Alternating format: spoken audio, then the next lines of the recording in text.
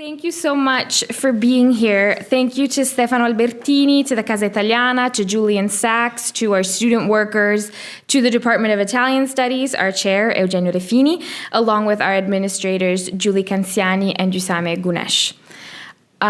So this evening, I'm Isabella Livorni. I am an assistant professor here in the Department of Italian Studies.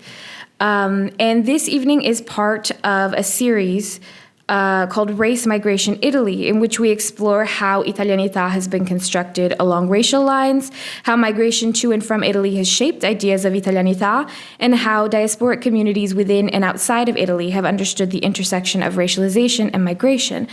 And this evening, we're going to have a particular focus on how language and poetics fit into these questions, specifically what our guest, Jennifer Scappettone, identifies as xenoglossic poetics, poetry composed in the state of contestation between national languages. Italy is an important vantage point from which to view xenoglossic poetics after fascism, as Jennifer's presentation tonight will make clear, and her lovely book. Right here, Poetry After Barbarism, The Invention of Motherless Tongues and Resistance to Fascism. Copies are available for purchase upstairs. It feels particularly appropriate to discuss this work here, given the importance of New York for many of the poets Jennifer discusses and explores. And today she's going to speak about Emilio Villa's Spheres Without Strangers. I'm going to briefly introduce Jennifer just now. And then after her presentation, our own Professor Ara Merjian will respond, and I'm going to read his bio in between as we get set up here. So Jennifer Scappettone is a professor of literature, creative writing, gender studies, and environmental humanities at the University of Chicago.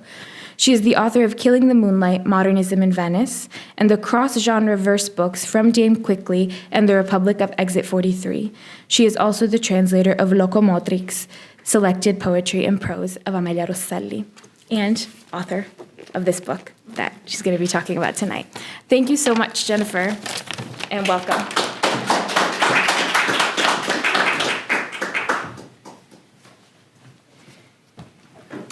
Thanks so much to everyone for coming out, and thank you, Isabella, Ara, everyone here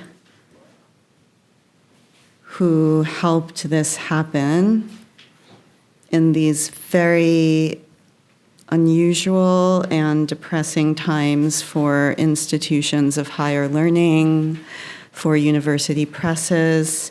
And I also want to thank my editor, Philip Leventhal, who is here. Thank you for supporting both of these books, Killing the Moonlight, Modernism in Venice, and Poetry After Barbarism.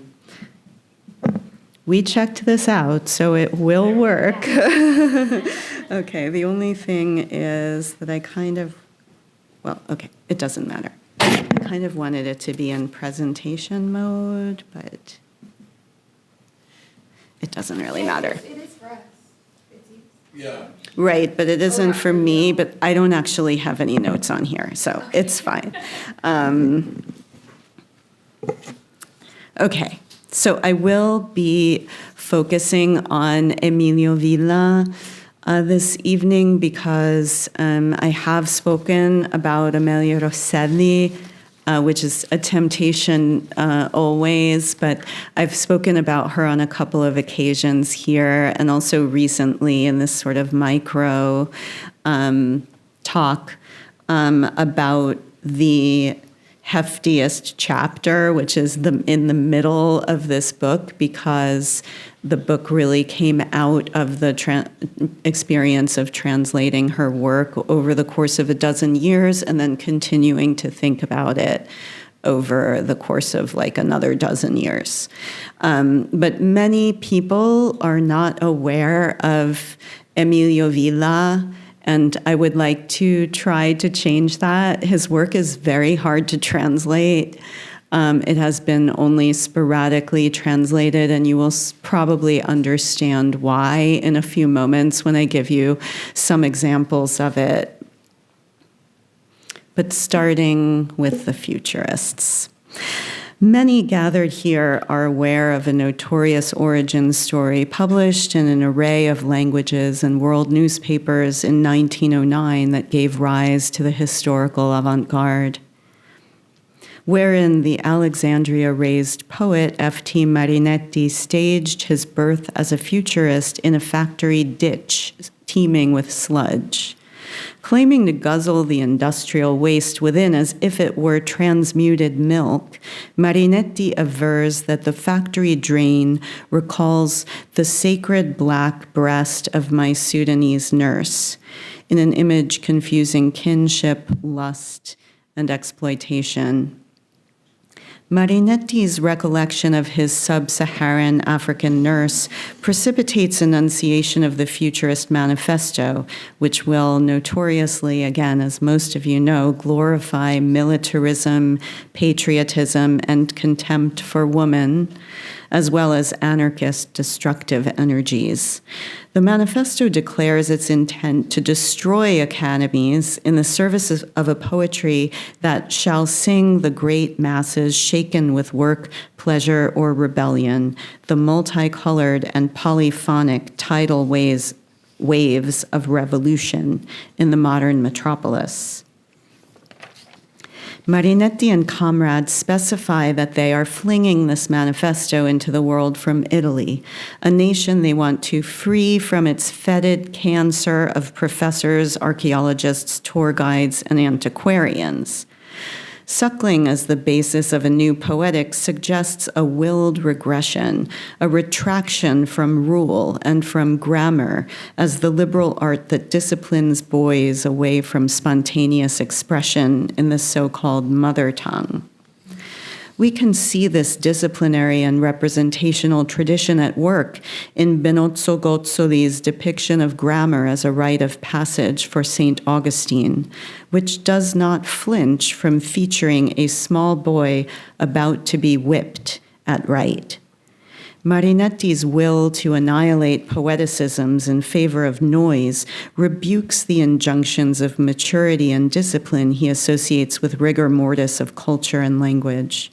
To reject discipline, however, he returns phantasmatically to one of grammar's alleged birthplaces and his own in Egypt. Gary Cestaro traces how, in the Italy in which Dante conceived of De Volgari Eloquentia, Lady Grammar had come to be represented as a wet nurse with one breast exposed and a whip in one hand, a veritable embodiment of the conflict between nurturing and discipline embedded in the entry into language. But it signified much more. Grammatica was the preeminent site of social law, the first science of border inscription. Not only does Marinetti recall in that scene and confuse through remembrance of suckling the basic cultural opposition between the fluid body, gendered female, and the acorporeal rational ego, gendered male, he also meshes together the overdetermined oppositions between European and Black African. Along the way, the futurist writes himself into an ancient lineage linking the wet nurse's milk to spontaneous gushes of unschooled language, stretching from Quintilian through Jerome and Augustine, and reaching its crux in Dante's uplifting of the vernacular as, quote, that which we learn without any formal instruction by imitating our nurses, unquote, in a tractate that expresses nostalgia for a childhood before exile, the vision of a unified Italian tongue, and the dream of a time and space before Babel, yet which calls upon poets to desert the natural language learned from mothers and nurses for that which is the property of none. This is a different origin story from that of the modern German philosophy of language, conditioned by a legacy of theorizations ranging from Herder to Jacob Grimm that buttressed romantic notions of the nation-state as an expression of the genius of a particular Volk.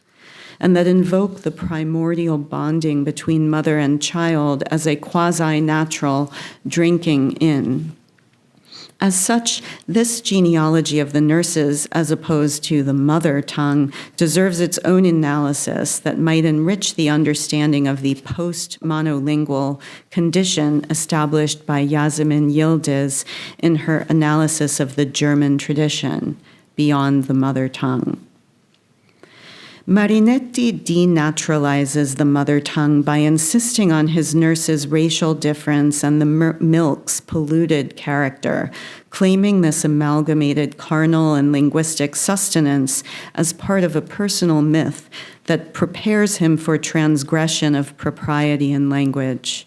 Marinetti and futurist comrades will christen themselves barbarians while destroying syntax to trigger a poetry adequate to the speed and geographical amplitude of an age of the wireless telegraph, aerial bombardment, and global migration. The verbi-voco-visual words in freedom of a wireless imagination, christened by Manifesto in 1913, which enabled collision between species of languages on graphic, oral, lexical, and cognitive levels. As telecommunications and the mass mobility of populations shrank distances, both references to the myth of Babel and compensatory dreams of a common language were profuse. New visions of transcultural communication were emerging at the dawn of the 20th century, from Esperanto's First World Congress on the verge of the English Channel to coinage of the term xenoglossia to denote the intelligible use of natural languages never learned, granting a scientific name to a phenomenon described in the story of Pentecost. That New Testament event, whereby a burst of divine wind or breath, commonly known as the Holy Spirit, is said to have descended upon Christ's followers, bestowing upon them suddenly the ability to speak in languages previously alien to them, is interpreted as a remedy for the confusion of tongues meted out as divine punishment for construction of the Tower of Babel. Yet, unlike Babel, which has become a ubiquitous cliché in the literary criticism and theory of our times, the dream of Babel's resolution through the reconciliation of languages has received minimal attention outside of religious contexts. My book explores the spurs that drive reappearance of the story of Pentecost and visions of linguistic unity, subverting or transgressing that of the nation in modern poetry, positing that they emerge in conditions of transcultural admixture and exile, moments when translation is on the rise. One such moment was the birth of Pentecostalism in the early 20th century Azusa Street revival, wherein multiracial, multi-ethnic Los Angeles congregations led by an African-American preacher from the South were witnessed speaking a wide variety of natural languages they had never learned. Schemes of a universal language and narratives of miraculous translation evince a yearning for the promise of correspondence between languages and thereby of erased cultural difference in instances and loci of vexing cultural amalgamation. Though the contradiction between the Christian Pentecost as a resolution of the pain of Babel and a meting out of authority cannot be denied, while poetic attempts at trouncing the confines of national vernaculars often end up producing work more barbarous than universal. Theorizing the unique stress on distinct tongues, endemic to the early modern period, as played out between species of Latin and developing national vernaculars against the backdrop of the Second World War, Mikhail Bakhtin concluded that the literary consciousness of the Renaissance was born not in a perfected and fixed linguistic system, but at the intersection of many languages and at the point of their most intense interorientation and struggle, thus forging idioms that had to be shaped in the very process of translation and had to master concomitantly a new world of high ideology and strange concepts disclosed for the first time in an alien medium. Bakhtin's thinking was antithetical to concurrent fascist crusades of purity in language and culture. From the defense of the Italian language, with its neo-purist wars on neologisms, exoticisms, and barbarisms, I know it's really almost funny, beginning shortly after the 1922 March on Rome, popularly disseminated through this commercially successful 1933 book of strategies for purging barbarism, to the Third Reich's protection of the German language beginning that same year. Fascism feeds on impoverishment of the resources of language and culture. The reduction of subjects to what philologist Victor Klemperer, a victim of Nazi anti-Semitism, called unthinking and docile cattle driven and hounded in a particular direction, relies on dulling their capacity to express themselves as independently thinking collectives or individuals.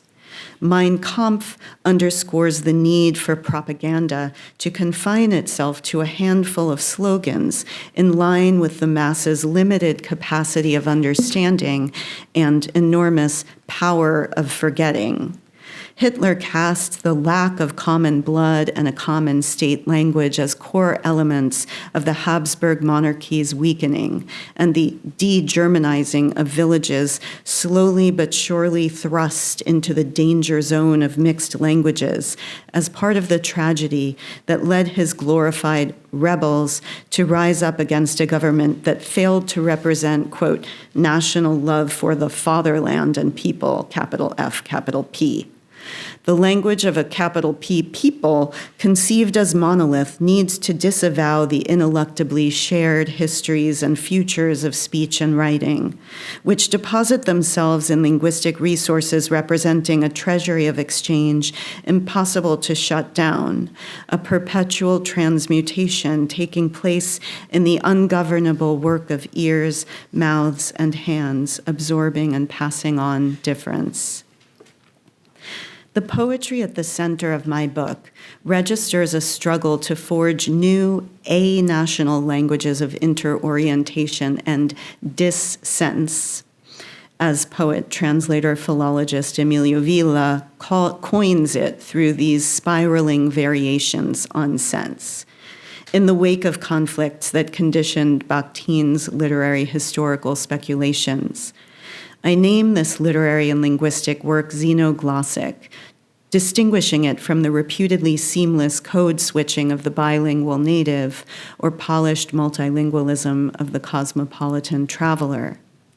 Both poles of polyglot practice, implying unmarked fluency, have dominated discussions of multilingual literature to this point, though in reality, the lion's share of polyglot practice is uneven, incomplete, shored up less by self-possession than by a striving and attendant anxiety of belonging less than one's compatriots, or of not having compatriots at all. The latter anxiety also means that xenoglossia distinguishes itself from the shared creoles that thinkers like Kamal Brathwaite and Edouard Glissant have elaborated so powerfully. Xenoglossia distinguishes practices of speaking or writing languages in a condition of unbelonging, unauthorized by some tacit alchemy of the anointed involving blood relation, fluency, and unaccentedness, or else by class-dependent mobility and a proper education. The writers herein deploy xenoglossia as a literary resource, a site of invention at once aesthetic and political. I also deploy the term to underscore that such practices are not non-semantic, distinguishing them from the nonsensical xenoglossia, or speaking in tongues, with which they are often confused due to their difficulty. These authors instead trigger instances of poetic convocation that disclose such processes of cross-lingual stress as fascinated Bakhtin, even if, like Dante, they may ultimately be speaking into the void of an idealized community of the learned and just, to borrow Marianne Shapiro's description of the audience of De Vulgari Eloquentia. They are products of exile, cursed by a fresh task of universalism.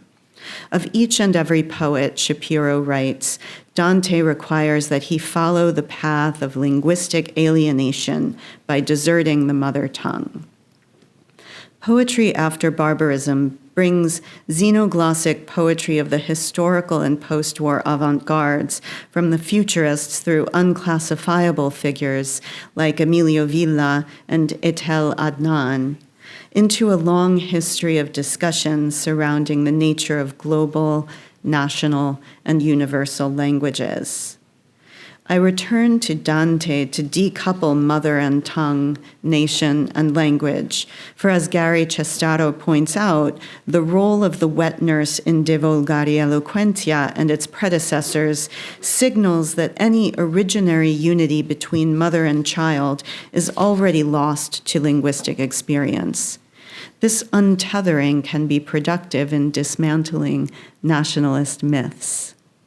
The Barbadian poet Kamau Brathwaite, for instance, names Dante as the forerunner of vernacular nation language, expressing the submerged African aspects of a linguistically prismatic Caribbean experience, yet which emerges in the context of the dispossession of those ancestral native tongues. Such a Creole can make the colonizing and reputedly national language roar like a hurricane. While the futurist nurse's tongue of Marinetti led ultimately to a vision of, I'm quoting from this, the end of this poem of Words in Freedom. Let's see, where is it? Milk of armed iron, milk at war, militarized milk. Latte di ferro armato, latte in guerra, latte militarizzato. Marshaled to eulogize a genocidal war in Ethiopia, the featured poets who grew up in the shadow of fascism deploy their A grammars to much different ends. Poems composed in orphan tongues manifest their disbelonging to reigning nation-states or fixed communities, while aspiring to craft room for utopian congregations of linguistic and cultural alterity. I'm going to focus here on one body of work which, composed through the poet's hatred or blockage against the bourgeois fascist Italian language, achieves such congregation through translingual verse, exploding into visual tableaus.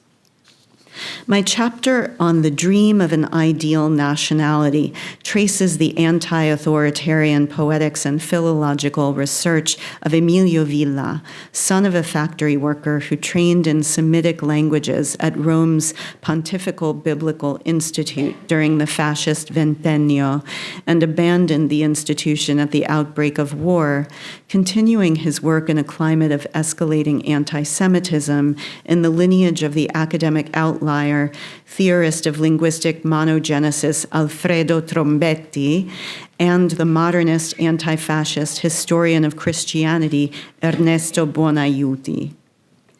Villa's translation of the first lines of Genesis from the Hebrew represents Ruah, or what is commonly referred to in its later translations as the Holy Spirit, as instead a bird, hurricane, turbine god with Mesopotamian and Egyptian antecedents, confusing or suturing Eastern and Western cosmogonies and upending doctrinal notions of the Trinity, whose possible Pentecost and attendant geopolitical implications emerge as undeniably heretical. After the war, having been held at multiple prison camps and disciplined for deserting, having fought with a Milanese cell of the resistance, having witnessed the hanging of Mussolini and co. in Piazzale Loreto, disgusted with what he regarded as a cynical and hypocritical Italian populace, Villa collaborated with Pietro Maria and Lina Bobardi on exhibitions surrounding a global, comparative, and anti-hierarchical history of art for the Museo de Arte de Sao Paulo and on the journal Habitat, where he wrote on topics such as linguistic purism and the superiority of Brazilian Portuguese over that of the colonizing Portugal, arguing that the most elevated exemplars of human poetry, including Dante's Commedia, deflagram, he wrote it in Brazilian Portuguese, precisely at the apex of the most confused linguistic mixtures in the critical punctums of cosmopolitanism. Villa's labor toward an etymological dictionary of the Italian language excavates its Mesopotamian roots, dismantling positivist linguistics, the myth, what he called the myth of Romance languages, and the phantasm of Occidental coherence writ large. The national language Villa associated with the death of dialects, prohibition against his seminary Latin, and patriotic enslavement was the product of a post-Risorgimento campaign for a linguistic purity that had cast speaking and writing Italianly as a national action. Gramsci's 1935 argument that the national language cannot be imagined outside the frame of other languages that exert an influence on it through innumerable channels that are difficult to control countered such attitudes. Gramsci cast repatriated emigrants, translators, and even readers of foreign languages as agents of linguistic innovation. Paralleling Gramsci's work on grammar, yet in the vein of art and sacrality instead of materialist philosophy and political life, Villa researches the origins and futures of expression as if to manifest that all of poetry, from Babylon through the computing code of the early Silicon Valley, from the high priest to the poet's illiterate grandmother, could potentially conspire as part of an anti-deterministic lingua unitaria, but one aimed squarely against the nation as construct. His poetic oeuvre is not multilingual in the conventional cosmopolitan modernist sense of sampling words that remain foreign to the expected language of reception, which normally remains unperturbed, but rather orchestrates through scholarship, verse, and oggetti di poesia a disclosure of the continuum and intercontamination of all languages, cultures, and times, such as in this disco muto, or mute record. The unheard album, the proportions of an LP, induces a vertigo of reading and makes language itself a force of nature or errant machine, reproducing itself in the space tra, or between, English, French, and Italian. Here we can excavate phrases for being in a trance, being in a trench, being English, the S triangle, being anche, while the term at the basis of all these permutations paradoxically remains withheld, l'étranger, l'étranger, the foreigner. The centrifugal forces of disgregation also lead to repeated plays on the countervailing French term entre and Italian term tra, both signifying between. Instead of confronting l'étranger directly, through the record's conceptual spin, virtual listeners become witness to its permutations and puns between French, Italian, and overtones of dialects wheeling into neologisms. I want to hone in further on one exemplum of this radical philologist's ultimate ripostes to the fascist ideologies in which his youth had been saturated, moving from his initial proposals of an ideal nationality and a pure phonetic ideology. Emilio Villa eventually designed hydrologies, spherical poems filled with water, designed to be read while rolling, spheres without strangers.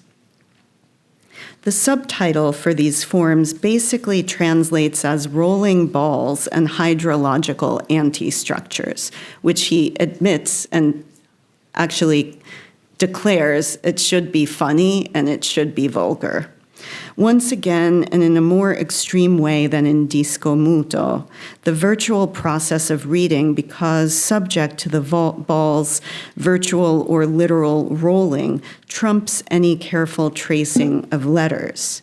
The pedagogical aperture affected by this xenoglossic teaching text constitutes a lesson in unlearning the ABCs, reshuffling sterile lingual mechanisms and ideology, and transplanting hydrology in their place. In an unusual catalog, the idrologie were reproduced as color photographs picturing the artists in playful, affectionately homosocial or amorously queer poses around the plastic spheres and occasional hourglass shapes, accompanied by Villa's dense theoretical text. This preface is printed on select spreads in offset blues and oranges, the complementary colors superimposition inducing a sense of dizziness.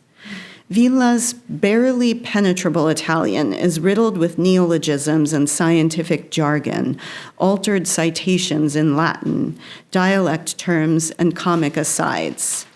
In the text, Villa proposes that these wobbling balls will roll in dissoluteness, carnal violations of pure Euclidean geometry.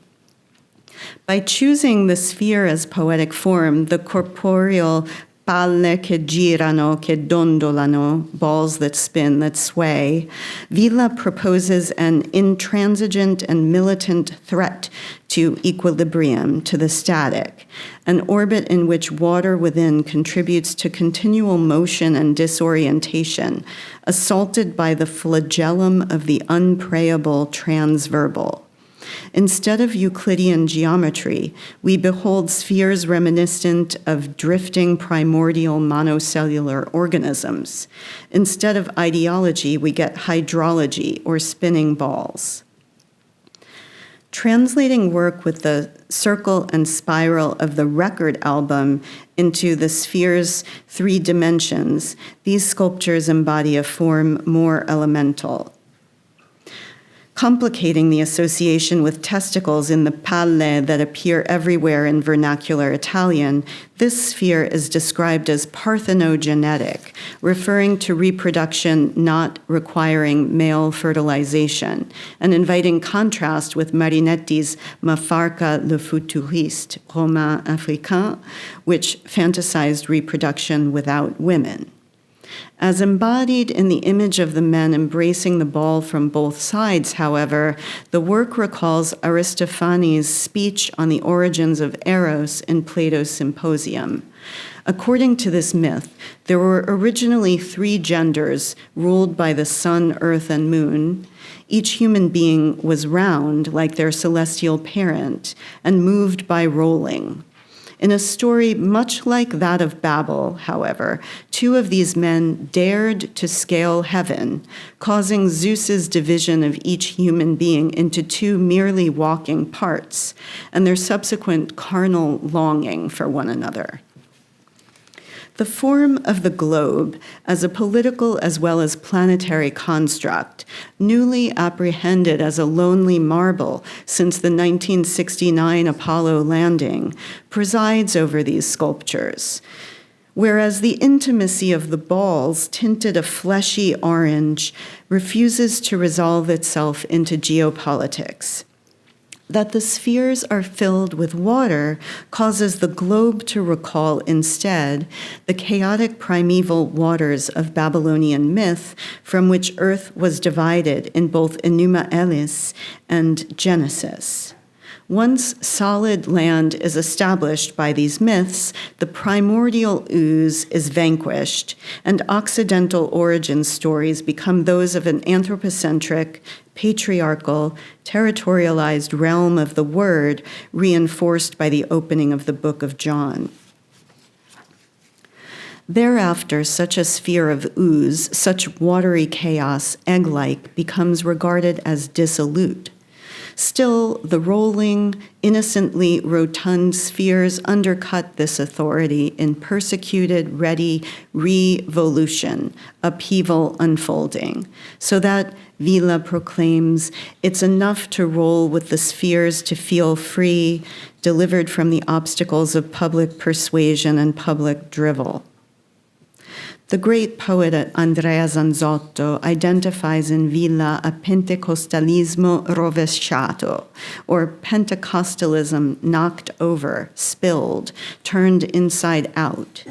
This poet's disquieting work across idioms re-topples the arrogant Tower of Babel that the miracle of xenoglossia had supposedly healed.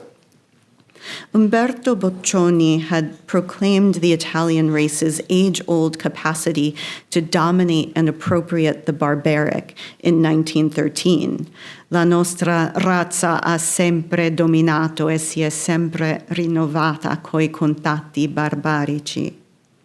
Yet ultimately, the futurist cosmopolitanism and technophilia concords with taking dictation on behalf of a fascist state that, in its attempt to consolidate and purify, refashioned Dante as a theorist of linguistic autarky. The title of my book echoes while twisting Theodor Adorno's notorious statement that to write poetry after Auschwitz is barbaric. The poets I study show that poetry after Auschwitz must indeed be barbarian. It must be foreign to the cultures that produce atrocities. As a result, the poet must assume a barbarian position, occupying and being occupied by foreignness, by the barbarism of strangeness. Staging micro-displacements of national languages, xenoglossic works make palpable the fact that any nationality is fundamentally a synthesis of careening, carnal, and cognitive migrations happening within and between ineluctably errant users of words. In the wake of fascism, these authors articulate a more capacious Ytalia, as Villa ludically called it, using two Ys, and simultaneously the exclusions that give the lie to the utopian rhetoric of interconnection driving globalization. Experiments at the borders of the seemingly aloof, arcane domain of poetics enable us to witness the vital metamorphosis of language and culture in unanticipated ways, despite all denials of geopolitical flux. Critics often fall back on a sense that poetic discourse acts centripetally to unify and centralize the verbal ideological world, as Mikhail Bakhtin charged in the dialogic imagination. Yet these multilingual tableaus imploding in three dimensions oblige us in singular ways to inhabit the muted entanglements in rhetorics of internationalism and universality, and to rethink citizenship as it exceeds political definitions. They enable us to track the constantly, needfully transmogrifying shape and sound of citizenship, and to keep it in motion. Thank you.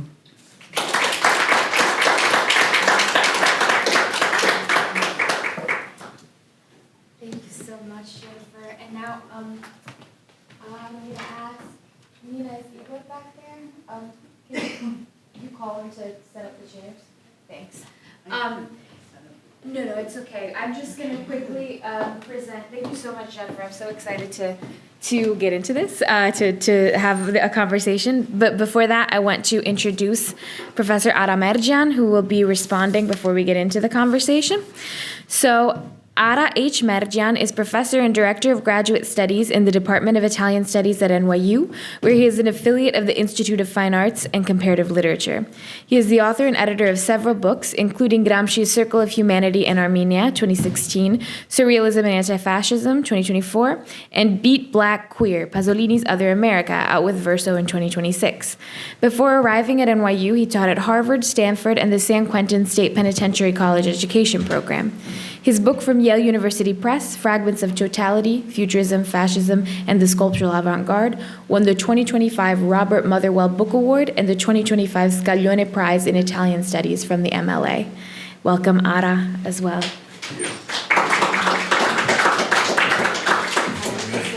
Okay, great. Yeah, this is great. And Jennifer, if you want to sit in the middle. Thank you.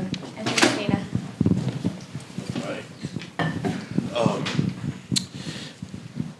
That was really wonderful. It's always great to have you back. And I guess it's been like 27 years that we've known each other now about, which is kind of crazy. Yeah, it was like San Quentin. I remember the stories. Yeah, it was a trip. It was an amazing program, which is now like an official college, actually, and a lot of universities now have their prison education programs, and it was really, I think, one of the first. So, yeah, it's wonderful. It reduces recidivism by huge percentages. So support your prison education systems.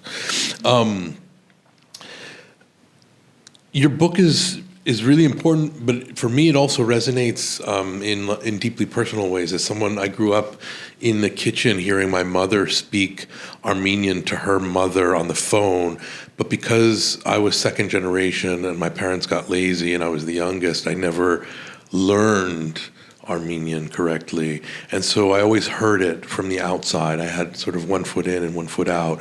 And so this drove my sort of linguistic obsession and play with language and curiosity, but also understood how language can also be alienating in a certain sense. So just the very sort of topic and crux of your book is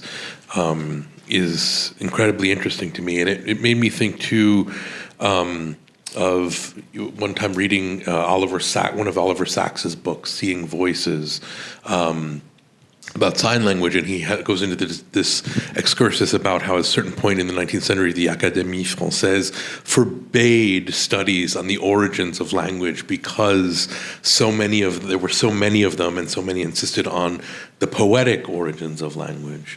This notion that this kind of prelapsarian identity between the self and the world was mediated not through prose but through poetry. So I have tons of questions, and having just stepped off the plane from Italy, where contamination now is itself becoming monolingual, as you and many of you know. Almost every Italian conversation now is peppered with foreign languages. They just happen all to be English. In ways that are invading the language in unprecedented ways. I was walking yesterday with a friend in Trastevere, and it started to rain, and my friend Gianmarco said to me, "Ma lo sai, Ara, che in questo periodo abbiamo il water bombing?" And I said, "What is water bomb?" I don't even know what that means in English, but evidently it's because of climate change and it's becoming subtropical. And but just one sliver of how words which already exist in Italian are ceding way over and over to English. I have a lot of questions to pose to you, but. One of the other things that comes to mind in light of your incredibly rich talk tonight is of course the dream of 20th century nationalism and its vanguard, particularly in Nazi Germany, was, of course, irredentism, right? The restoration of the order, the correspondence between geography and language, right? Between lands that were connected to blood, which contained only those individuals rightly speaking specific languages. And of course, you've given us various chapters in the history of an opposition to that, both during and after fascism. And so I have a number of questions for you, and I want to start out, out of my own, selfishness with the Marinetti and futurism chapter. You write, modern man, quote, who hardly needed to look backward in time for inspiration. For one now, quote, has only a modest need to know what his forebearers have done, but a burning need to know what his contemporaries are doing in every part of the globe. And this bears, of course, on a word which you raised tonight, which is that of globalization, which through which was, of course, we've never had more immediate access to other languages, from Facebook Live to TikTok. And you mentioned also this phrase which has stuck with me, which is the freshly perceived necessity of, quote, communicating with all the peoples of the earth. This was an early 20th century dream in many ways, which has, arguably in some ways also turned into a nightmare.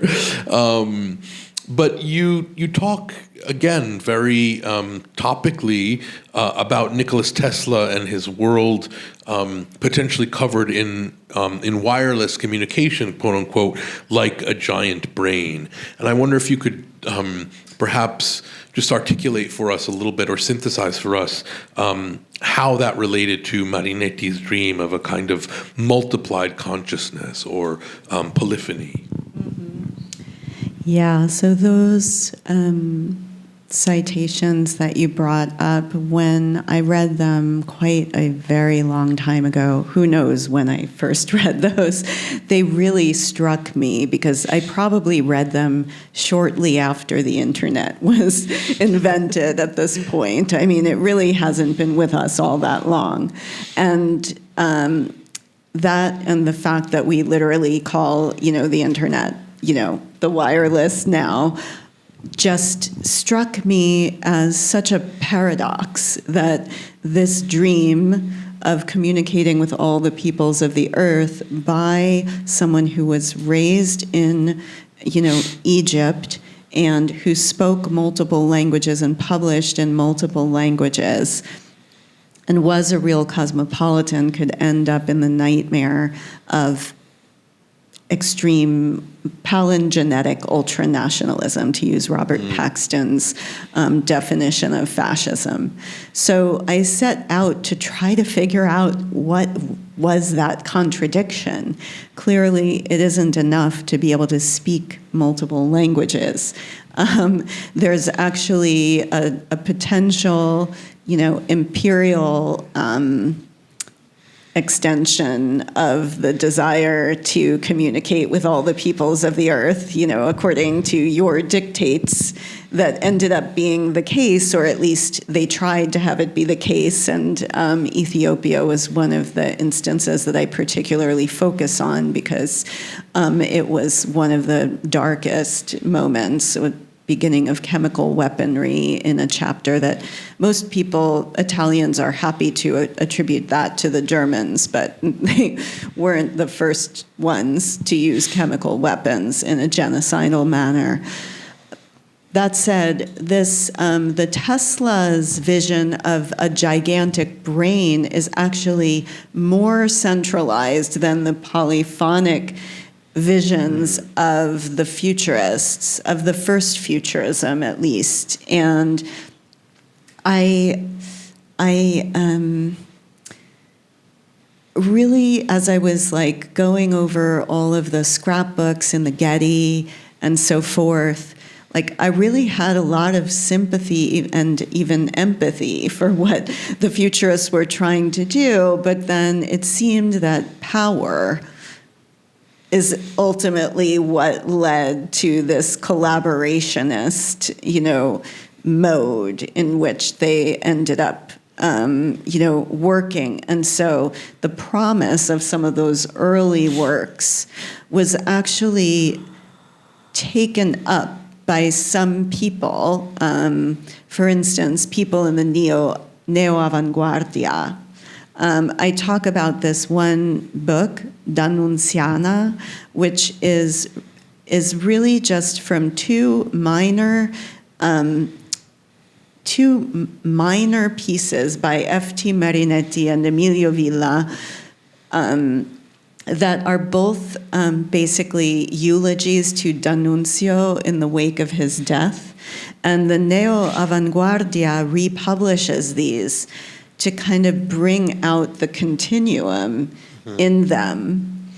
And, even the continuum of someone like Emilio Villa, who ends up being an anti-fascist very clearly, with someone like Gabriele D'Annunzio, who had anarchistic, predilections and whose revolutions could have maybe gone in various directions, but ended up feeding that ultra-nationalist project. Yeah, those various directions, and as something that's perhaps lost, is something that struck me in the chapter, because at one point you say that this drive towards polyphony and multiplied consciousness, that hardly leads directly to internationalism, right? That in fact it can be and was recruited to projects of colonialism, of expansionist extraction, of colonialist commercial ambition, right? So what is it that might preserve or prevent that from happening? And that also opens onto, I guess, this other question, which is, at one point tonight you talked about individuals experimenting with the new language and quote unquote cursed by a fresh task of universalism, right? What about, however, the preservation of difference, right? The tension that has to be navigated between a kind of omniscient communication and the preservation of difference, right? Because of course that is also what's at stake in polyphony, in a sense. So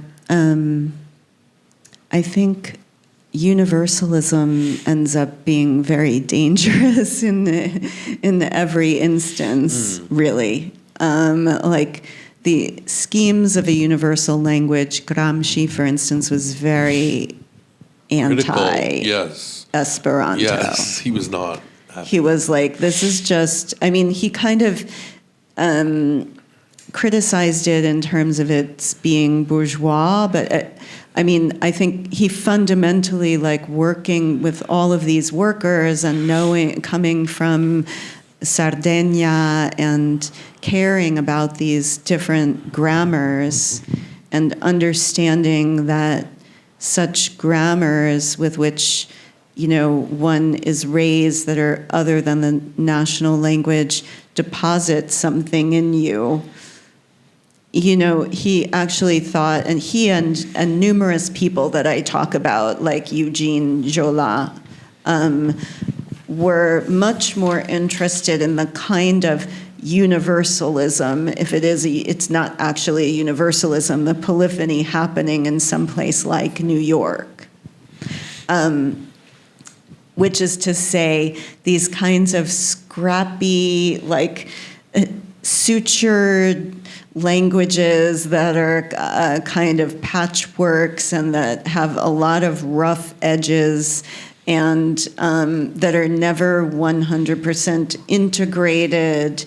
And the poets I end up speaking about, it's not a coincidence that they're not associated with isms, because they refused that. So any kind of like shared vocabulary was rejected by them, including national vocabularies, but even aesthetic vocabularies and kind of jargon. So there's something about, I'm very interested in desires to form a collective, but other than the collectives that are on offer, like the palingenetic ultranationalist collectives that are on offer in this moment and now. Trying to make a collective, and they often fail, and they just end up looking like these weird people that nobody really knows, or they can't be integrated into a national literary tradition because there's something always off, ultimately. Well, I have two questions that come up actually in relation to what you just said. I mean, I'm thinking a lot about dialect, especially because Villa is the person who you focus on in the book, who's most kind of comes closest to experimentation with dialect. We can talk about Rosselli, but it's a complicated question, so I'll table that. But Villa's definitely kind of engaging with dialect poetry. You also talk about Zanzotto's praise of him and Zanzotto's kind of own engagement with the dialect in his poetry.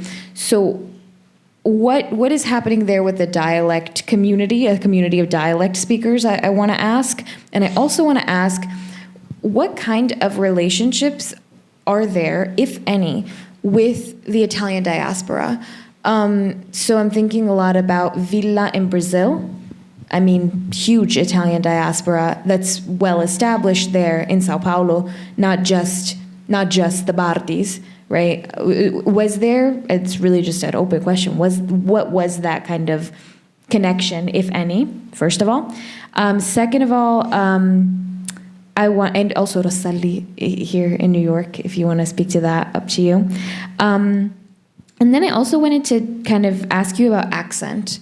You focus, in the chapter on Rosselli, you focus on this kind of, I guess the sonic difference that comes up and comes through as making her unidentifiable, supposedly, as belonging to any mother tongue. And I was wondering a little bit more, I wanted to hear a little bit more about how you're thinking with accent with these examinations. Yeah, so both dialect and accent are manifestations of the preservation of difference, like from within the national context. But in both these cases, so for Villa, he didn't become a dialect poet.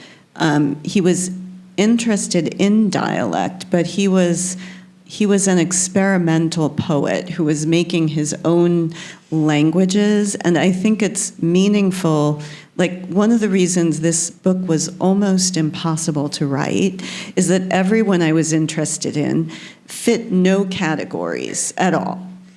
And so it looks like a really weird set of authors, but I actually had to come to terms with the fact that this is actually what brings them together, is that they so insisted on the difference.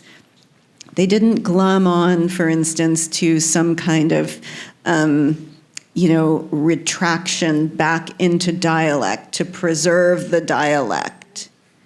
Instead, the dialect just becomes part of this kind of centrifuge that is also joined by this demotic French, and there's a lot of English in Rome in the post-war era, and his son goes to work in Silicon Valley. He's a computer programmer, so he's taking these printouts of apparent gibberish from the computer and like writing in this demotic English on top of them, hacking into these documents.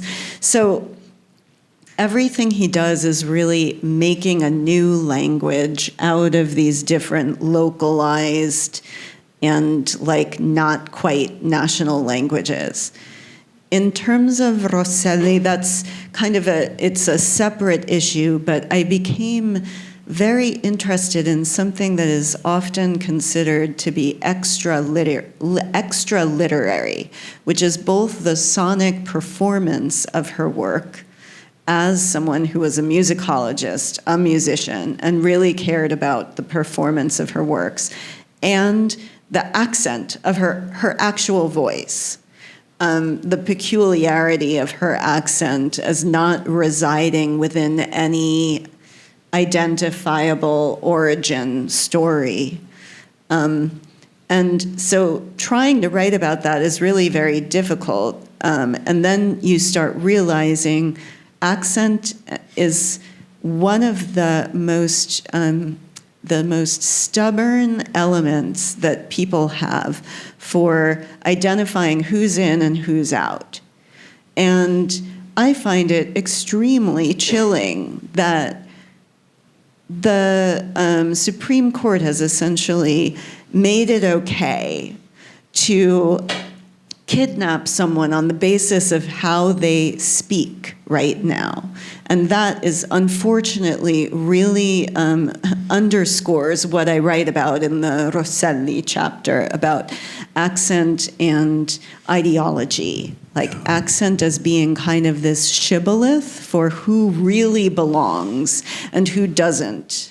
That was one thing I wrote down during your talk was belonging, right? That the will to difference is a privilege oftentimes, right? That especially individuals seeking to integrate want anything but a kind of xenoglossic, clumsy relationship to the language. They want to be inside its dimensions, right? Yeah, and Villa, I did choose to speak about him, but if any one of these people had kind of a choice in the matter of whether where they could live, it was him. He was the most free of all of the writers in the book, except for the ones in the Coda, who it's just a totally different context. But Villa left Italy because he was disgusted with the country. He hated, the education under fascism, and he didn't see real progress being made. I guess he had very little faith in the ability of everyone to just kind of build anew. And so that was a little bit of a privilege of his to be that weird. Whereas in Rosselli's case, she's going and she's like trying to get pronunciation lessons. She really, really wants to be Italian. And I find that so moving in a way. Because it's precisely because of her. So just for those who don't know these characters, it's because her father was murdered for starting a global anti-fascist resistance movement that she didn't have a smooth Italian accent because they had to leave the country. And so the irony of that, I'll never get over the irony of that because it really bothered her for the rest of her life, I think. And so even her, she was playing in the space between languages and so on, but ultimately as a speaking personage in daily life, I think she would have liked to integrate. So it was a weird thing to have to write about because I wanted to question just the whole reception history of her as being treated as this anomaly, like, wake up. Like, Italy is actually full of people from all over the world. Like, the literary criticism has not caught up to this fact at all. It's so conservative. And I'm writing this, like, a long time after when I started working on her, when people just outright told me, this is not an Italian poet. She's not Italian. Well, okay, I could tell you the whole story of the Rosselli brothers if you wish to know the story of the resistance. So yeah, I think that some people in the context of Italian studies will think this to be a really weird book, but I kind of think it's a necessary book to revise how these histories are told. It's a timely book too, to the extent that, vis-a-vis the when we started doing research in Italy, people of color and people who were marked as different, were also marked linguistically for the most part, right? And now, 20 years later, when I go to Italy, in Firenze, walking down the street, you'll see young men of color, of Indian descent or of African descent, and you hear them speaking, and it's in completely unaccented Italian. But I mean, then you get, this is complicated. I mean, it's complicated because you get also assumptions of accent. There's like a weird kind of interaction of the Fanonian epidermal racial schema, right, with an imagined foreign accent. It's something that I hear a lot of from friends I grew up with in Italy, friends of color, who is like, oh, your accent. No, I don't have an accent. I don't have a non-native accent. Oh, you speak Italian so well. Either, oh, you speak Italian so well, right, because I was born grew up here. Yeah, it persists.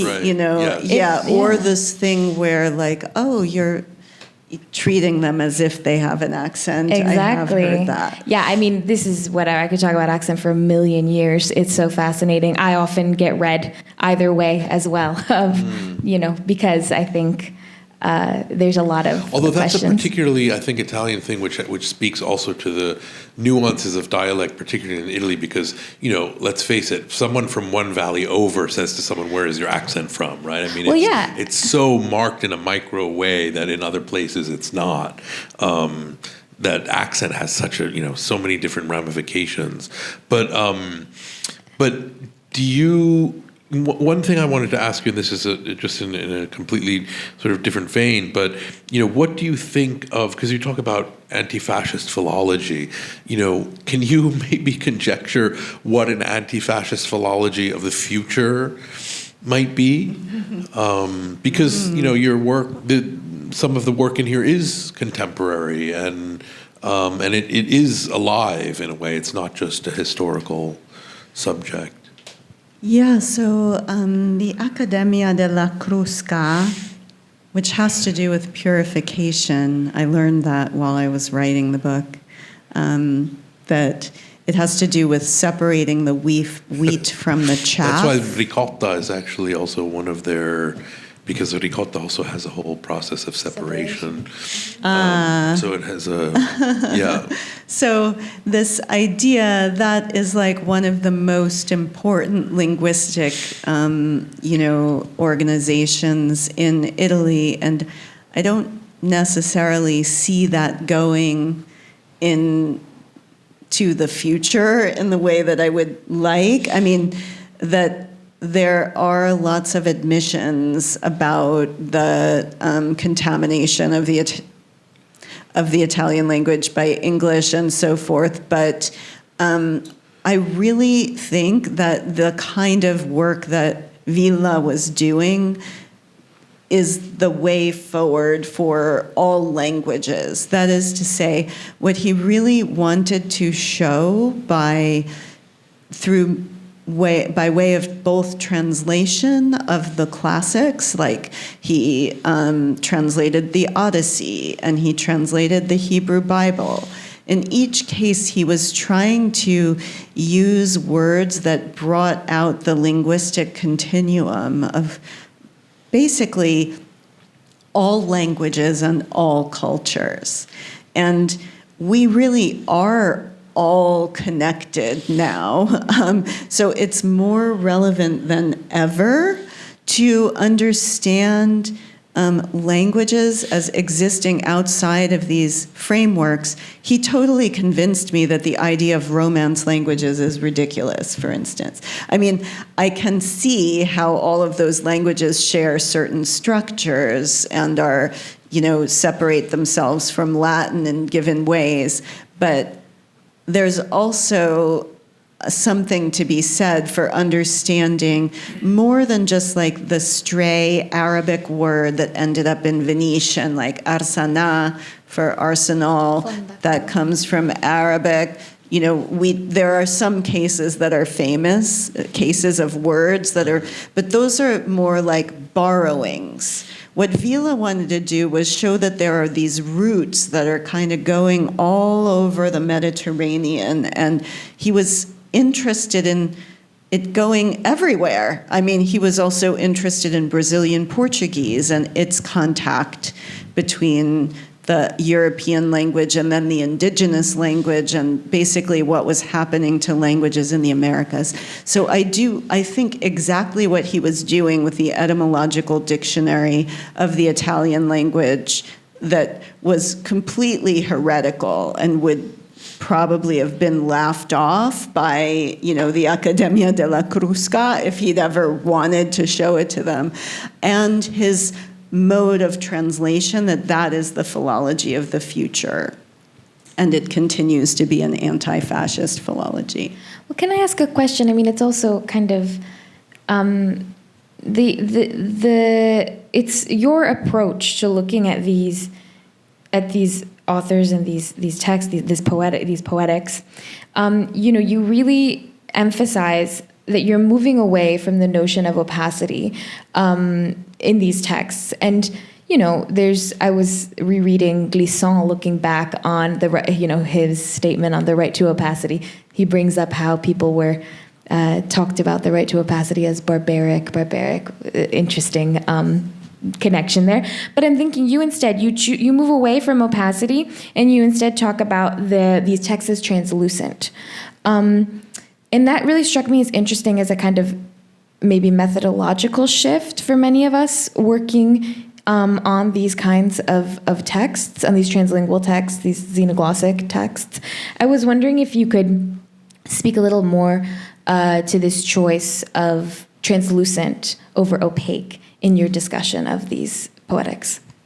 Sure, yeah. So I absolutely adore Edouard Glissant and, you know, everything he does, and I really appreciate what he was doing with the notion of opacity. Basically, for him, you never fully know another person, but colonized people have this sort of demand to be recognized according to some universal taxonomic standard and so forth. So that was a very important concept, and it's still very useful.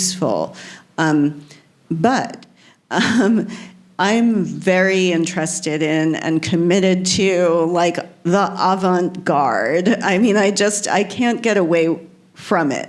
I'm very interested in difficult literature and what it means to invent a new language.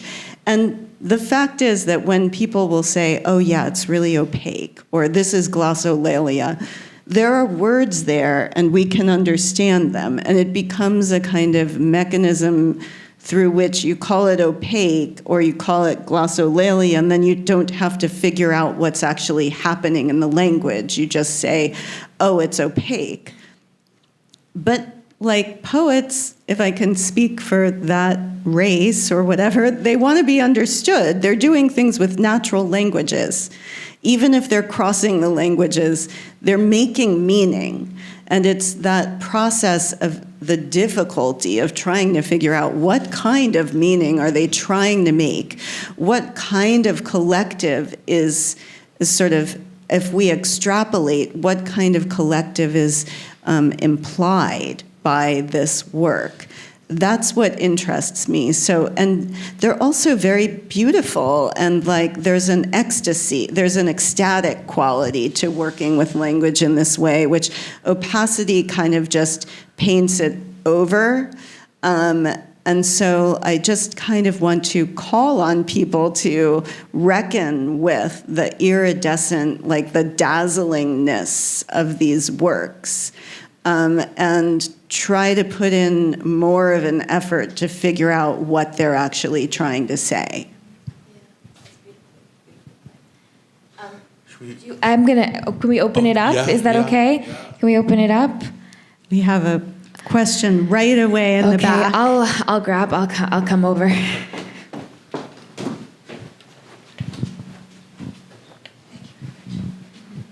Thank you. This is really great. I'm looking at the vastness of the timeline beginning with the year 1909. And I'm trying to put together what I've learned about Italy from that period through the fascist era, through the post-World War II, knowing that the majority of Italians were either illiterate or barely literate. So they were getting their information during the height of the fascist era from, I guess, the radio. So there wasn't a lot of reading going on. I don't even think they read newspapers much because there wasn't that literacy. But besides that, and I think that rather than have learned these poets, anything about these poets first, I was introduced to Ezra Pound. That was my first poet. And we jumped right into fascism. I'm trying to look at all the things you bring, which is heavily weighted in terms of the resistance, because I think we rather learn about how people resist than how people conform. Mm-hmm. And so anyway, that's all I have to say. I'm just trying to put together how different this is from how many of us are introduced to Italian life last century. Yeah. I mean, in my first book, there's a very long chapter on Ezra Pound, who was like one of the poets who was so important to me. And in fact, I was like resolute in not wanting to go there for this book, but actually there's an implied presence of Ezra Pound throughout.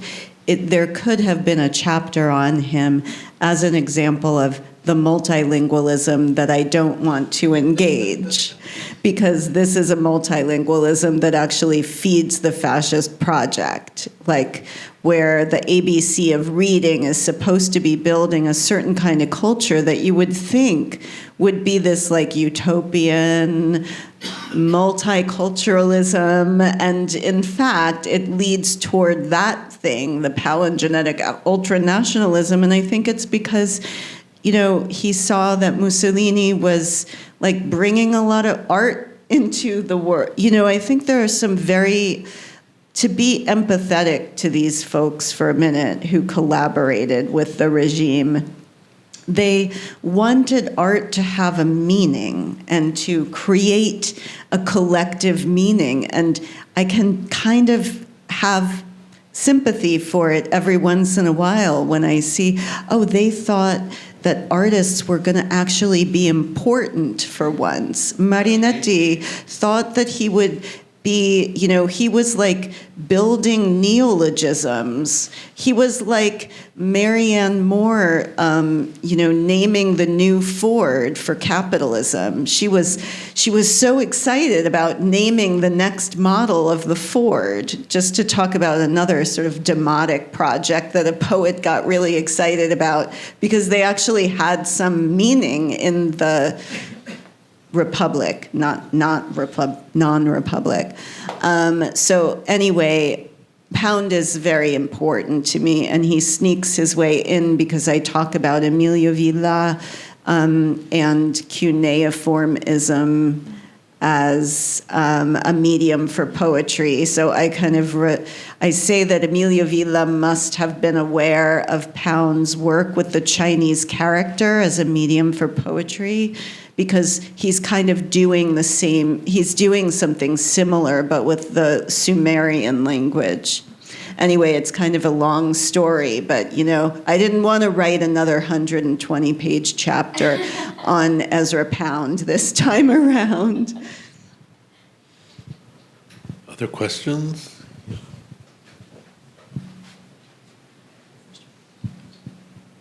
And yes, my great-grandparents would have been illiterate, just to acknowledge that other part of your comment. Okay, thank you. Thank you for the talk. It was actually very interesting. I'm curious what you said about the translation of the Odyssey. And because I've thought a lot having translated myself, about translating into a dialect, the idea of choosing, especially if you've got, let's say, and this is not necessarily true of the Odyssey, but translating from one dialect and then deciding, because your source text is a dialect, to then create another so-called parallel dialect that would be the most appropriate, and how that's a very fraught, maybe impossible choice. So I'm just curious if you could say something about this translation of the Odyssey, and maybe what you saw as his, what he was trying to do in that, yeah. Yeah, so do you read Italian? Yes. It's really interesting. His translation from the Greek of the Odyssey is extremely interesting. He was trying to do the same thing that I was describing with the translation from the Hebrew, but I didn't go into it here. If I went into it, it's so interesting what he's doing with Genesis, which is the only part I studied, because it required so much effort just to understand what he was doing with a couple of verses of Genesis.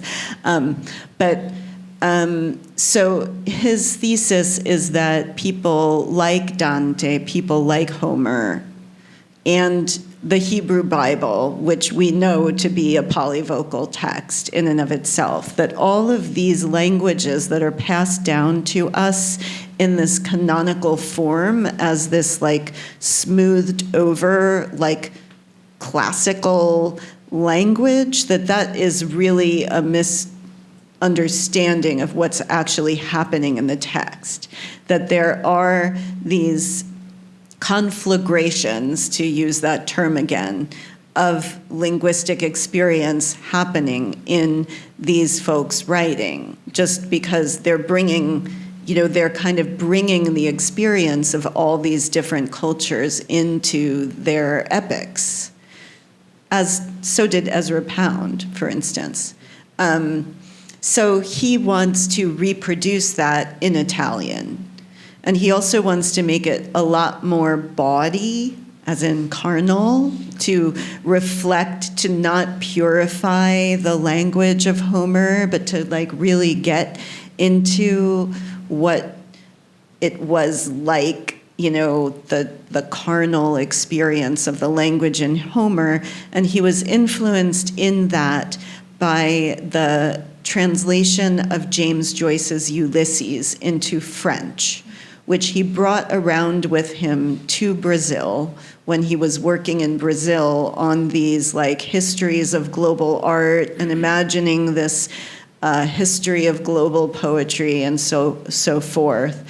And so all of these projects, the art historical project, the museological project, the translation project, they're kind of all trying to create this history that is a world literature, but not the way that we understand it now, where world literature is basically things being translated into English. Instead, it's this Frankensteinian language that he's really interested in, the one that reflects all the different cultures that fed these poetic projects and that speak for and through multiple cultures and multiple languages. So check it out when you're next in Italy. Get a copy of that if it's still in print, actually. And if it's not, you can ask me and I'll probably be able to get you a PDF of it. Thank you. There was another question. Yeah, over here.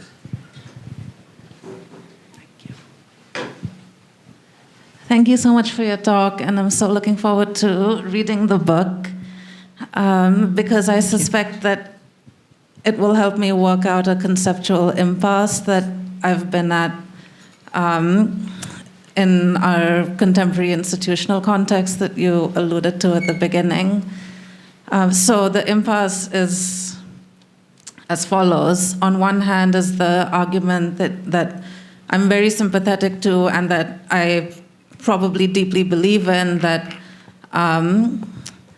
the idea of fluency has a very direct endpoint in something like fascism, and that polyglot practices that do not seek to achieve fluency or that work against fluency help us to think about language in a more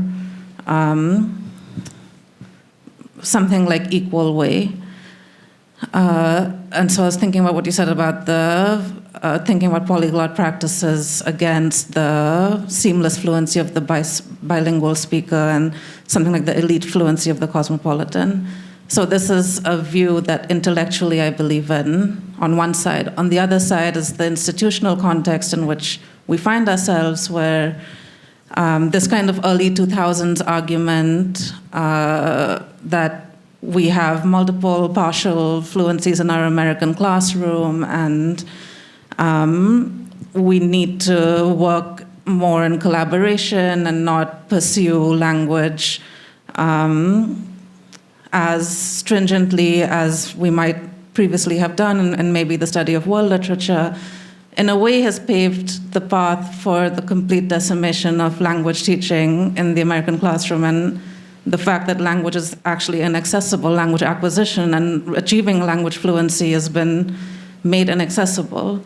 So how do you see the intellectual interest in opposing fluency on one hand and the institutional unavailability of fluency on the other as intersecting, if at all? And is this an impasse that you think you provide a way out of? So not achieving fluency does not mean that you don't try to achieve fluency.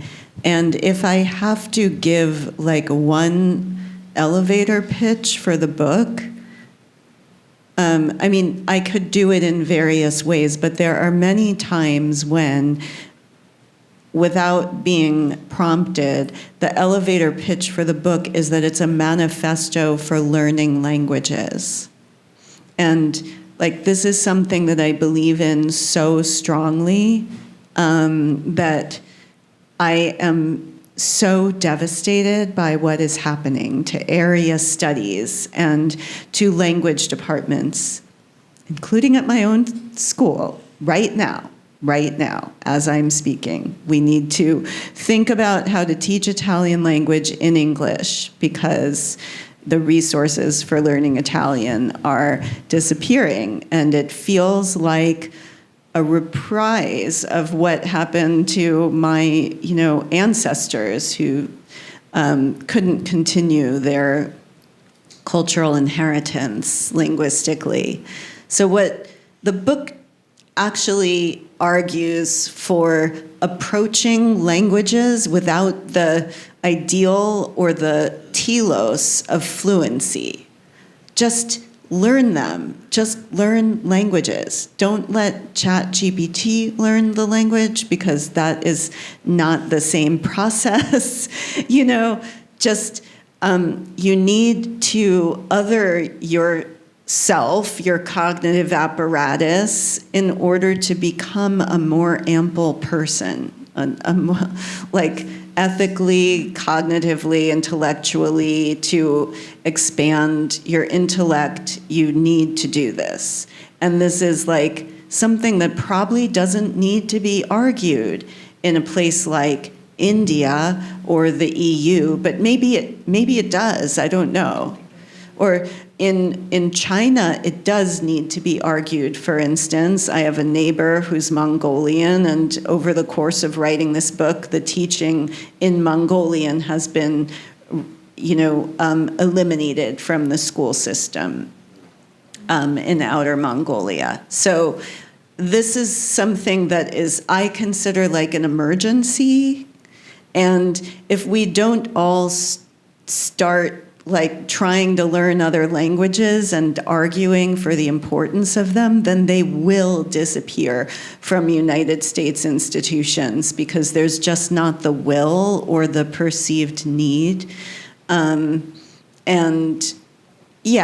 like the decimation of Italian words in favor of English words, I don't consider that a win. The book is not about that. It's about the proliferation of languages, not like the utter colonization of all discourse by like what is effectively a monolingual culture and ideology.